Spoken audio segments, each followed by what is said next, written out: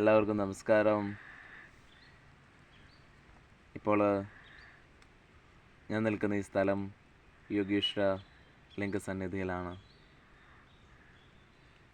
കഴിഞ്ഞ ദിവസം ഇവിടെ വന്ന് ഏകദേശം ഏതാനും നിമിഷങ്ങൾക്കകം തന്നെ ഒരു മന്ത്രമോ ഒരു മുദ്രയോ ഒന്നുമില്ലാതെ തന്നെ, ഒരു യോഗാസനങ്ങളും ഇല്ലാതെ തന്നെ, ഒരു ഹോമോ ഒരു യജ്ഞമോ ഒന്നും ചെയ്യാതെ തന്നെ അവിടെ ഇരിക്കുന്ന ആ ലിംഗം നിങ്ങളുടെ ഉള്ളിലെ തന്നെ ചൈതന്യത്തെ ഉണർത്തുന്ന, ശിവൻ നിങ്ങളാന്നുള്ള ബോധ്യത്തെ നൽകുന്ന കുണ്ടലിനി ചൈതന്യം ഉയരും എന്നുള്ള രീതിയിൽ ഞാൻ പറഞ്ഞപ്പം പല ആളുകളും ഇത് എക്സ്പീരിയൻസ് ചെയ്യാനും പല രീതിയിലും ഇതിലേക്ക് എത്തുവാനും വേണ്ടി തയ്യാറെടുക്കുന്നത് ഞാൻ അറിയുന്നുണ്ട്. പലരും വിളിക്കുകയും, എപ്പോഴും മനസ്സിലാക്കണം, നമ്മുടെ സംസ്കാരത്തിനെ നമ്മൾ കൂടുതൽ അറിയാത്തത് കൊണ്ടാണ്.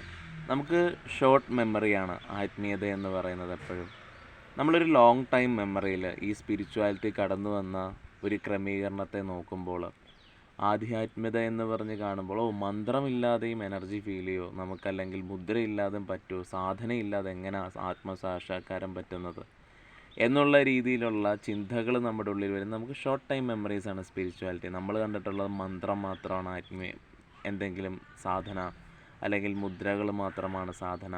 എസ്പെഷ്യലി അതാണ് നമ്മളെല്ലാം ക്രമീകരിക്കുമെങ്കിലും, പക്ഷേ ഇതല്ലാത്ത കുറേ തലങ്ങളുമുണ്ട്.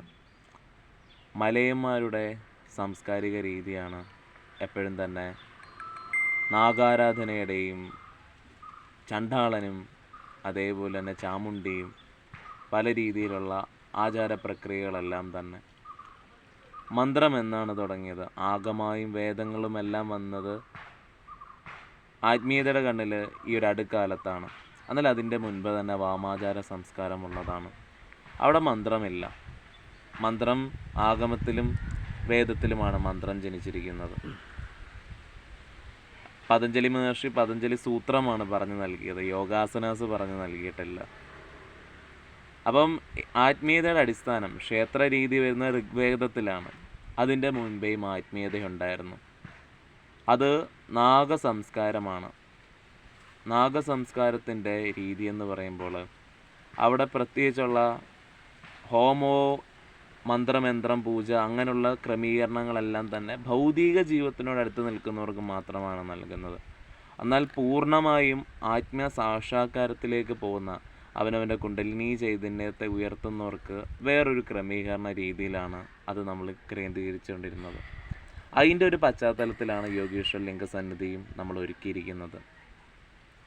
നമ്മളറിയാത്ത ഒരു നോൺ ഫിസിക്കൽ ഡയമെൻഷനുള്ള കുറേ ആളുകളെന്ന് പറയാൻ പറ്റില്ല, മനുഷ്യനെ ആളുകളെന്ന് പറയാൻ പറ്റുള്ളൂ, നമ്മളെക്കാട്ടിൽ ഉയർന്ന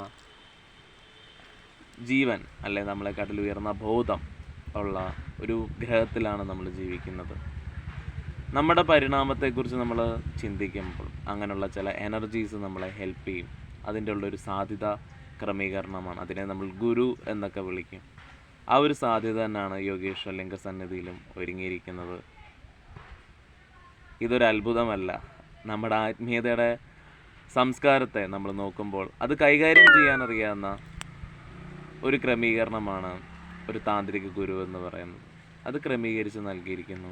നമുക്ക് ആ സാധ്യത യോഗീശ്വര ലിംഗസന്നിധിയിൽ എപ്പോഴും ഉണ്ടാവും. വാമാചാരത്തിൻ്റെയും മലാചാരത്തിൻ്റെയും എല്ലാം തന്നെ സംസ്കാരത്തിൻ്റെ ഒരു രീതിയാണ്.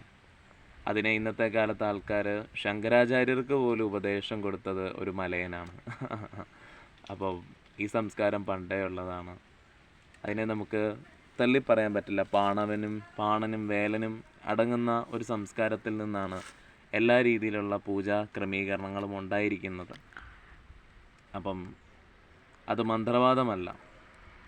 അതൊരിക്കലും മനുഷ്യനെ നശിപ്പിക്കാൻ വേണ്ടിയിട്ടുള്ളതല്ല. അങ്ങനെ ആരെങ്കിലും പറയുന്നുണ്ടെങ്കിൽ അവർക്ക് അറിയാത്തവരാണ് പറയുന്നത് മന്ത്രവാദമാണ് ഇങ്ങനെയുള്ള എന്നുള്ളത്. പക്ഷേ ഇത് നമ്മുടെ തന്നെ ശാക്തീകരണത്തിന് വേണ്ടിയിട്ട് നമ്മൾ അനുഭവിക്കുകയാണ്. നമുക്ക് മനസ്സിൽ നമുക്ക് വേണമെങ്കിൽ സ്വർഗ്ഗലോകത്തെ സൃഷ്ടിക്കാം, അവിടെ ഒരു ഈശ്വരനെ നമുക്ക് നിർമ്മിക്കാം. എന്നാൽ യോഗീശ്വരലിംഗ സന്നിധി പോലുള്ള സ്ഥലങ്ങളിലേക്ക് വരുമ്പം ജസ്റ്റ് ഒന്ന് നിന്നാൽ മതി. ഏതാനും സെക്കൻഡുകൾക്കകം ഒരു മന്ത്രം പോലും ഇല്ലാതെ ഫിസിക്കലി നമ്മുടെ മൈൻഡ് അത്ഭുതപ്പെട്ടു എന്ന രീതിയിൽ എനർജി നമുക്ക് ഫീൽ ചെയ്യാൻ പറ്റും. ആ ഒരു താന്ത്രിക രീതിയാണിത്. അപ്പോൾ നമുക്ക് തന്നെ ഓൺ എക്സ്പീരിയൻസ് ചെയ്യാൻ പറ്റും ഞാനൊരു എനർജിയാണെന്നുള്ളത്. അവിടെ നമുക്ക് സീക്ക് ചെയ്യാനായിട്ടുള്ള ഒരു വാതിലും കൂടിയാണ് തുറക്കപ്പെടുന്നത്. ഇതാണ് എനർജി. അല്ലാതെ മനസ്സിനെ ഭാവനയിൽ സൃഷ്ടിക്കുന്നതല്ല. ദൈവത്തെ ഭയപ്പെടണമെന്നും വിശ്വസിക്കണമെന്നും സാധന ചെയ്യണമെന്നും വന്നാൽ മാത്രമേ ബ്രഹ്മത്തിലേക്കുള്ള വാതിൽ തുറക്കൂ. അങ്ങനെയൊന്നുമില്ല.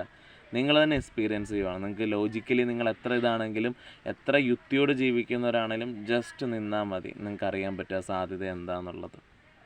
അതാണ് അതിൻ്റെ രീതി. ഇതാണ് ഒരു സംസ്കാരത്തിൻ്റെ അടിസ്ഥാനം. ആ സംസ്കാരത്തെയാണ് നമ്മൾ തുറന്നു കാണിക്കുന്നതും. എന്താണ് ജീവൻ്റെ ശിവനെന്ന് പറയുമ്പോൾ ഒരിക്കലും തിയറിയല്ല. ശിവനെ അനുഭവിക്കാനായിട്ടുള്ളൊരു സാധ്യതയാണ്. അതിനു വേണ്ടിയിട്ടുള്ള മാർഗങ്ങളാണ് ഈ ഒരു രീതിയുടെ അടിസ്ഥാനമെന്ന് പറയുന്നത്. നമസ്കാരം.